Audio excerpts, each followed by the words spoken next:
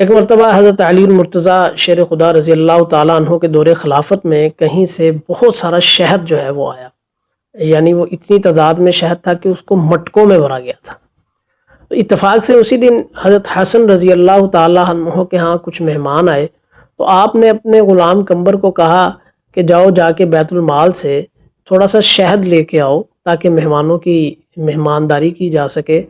تو جب یہ اس کو تقسیم کرنے لگے تو میرے حصے سے اتنا شہد جو ہے مجھے کم دے دینا، وہ واپس کر دینا۔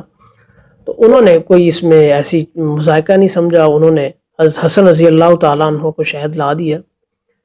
اتفاق ایسا ہوا کہ حضرت علی رضی اللہ تعالیٰ عنہ نے اسی وقت قمبر کو کہا کہ جاؤ وہ جو شہد آیا وہ لے کے آؤ تاکہ اسے مسلمانوں میں تقسیم کر دیا جائے۔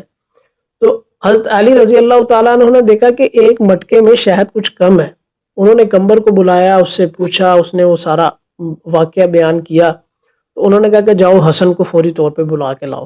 حضرت حسن رضی اللہ تعالیٰ عنہ کو دربار خلافت سے طلب کر لیا گیا۔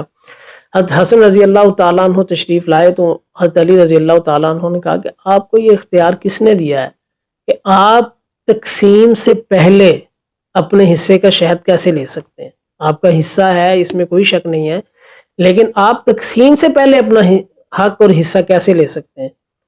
فوری طور پر حکم دیا کہ جاؤ وہ شہد لے کے آؤ اور لا کے اس کو بیت المال میں جمع کرواؤ۔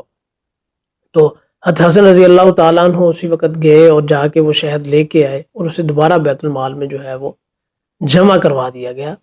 یہ تھے ہمارے حکمران، اور یہ تھے کہ جنہوں نے دنیا کو بتایا کہ حکمرانی کیسے کی جاتی۔ اور آج کل ہمارے جو نام نہاد مسلمان ہیں، پوری دنیا کے جو مسلمانوں کے حکمران ہیں، ان کی طرز زندگی بھی دیکھ لیں، ان کا طرز عمل بھی دیکھ لیں، اور ان کا جو ہے وہ رعایا کے ساتھ رعایا کے حقوق یا قومی خزانے میں جو تصرف کی صورتحال ہے وہ بھی آپ حضرات کے سامنے۔ اسی لیے اس دور کے جو مسلمان تھے، اس دور کے جو عام عوام تھی، وہ خوشحال تھی، اور آج عوام جو ہے وہ خوشحال نہیں ہے۔